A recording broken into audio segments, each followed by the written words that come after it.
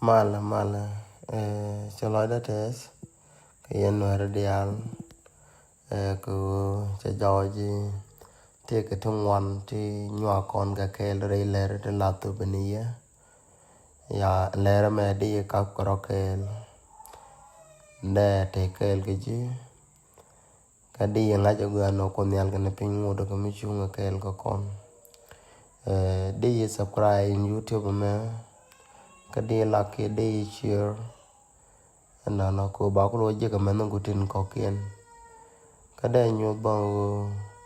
mi ti ka mi cha la ke YouTube me da ji chwa lo ka pet ko di ji chwa ngala je ke da ji chwa no pa ni al tong mi chi ma o da ta ka gwa mi dong di le na na ka je chang tin na na ko go no to di jo ngala wi je ke ta me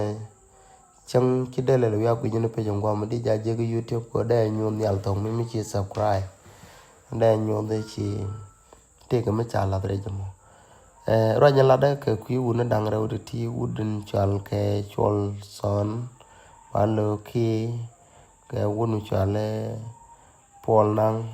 ti ka mi cha lat ke ku dien gwa da me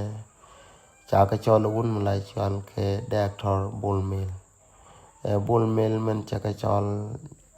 lot ka men chol ke jo ke yen bia ka ban te ke mi bu ko na ban do la pain kon sak ci ken lo jine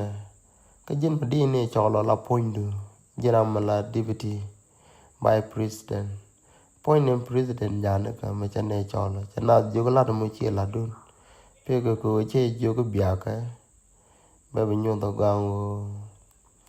bia men chi le ya bia je ben charo jamo cha jalok general dang raw de ti ci ken la ra gango chini bu ko president mi jen chol ne jenne ne wo mi jin chol ko mo tel mo ne len ta cha ga jo yen ne chi aro de chi ajlo cho mo da la yen chi alin anta no da ja gwango be yen dia lu kom no ku na to cha jo ka ne ke link BBC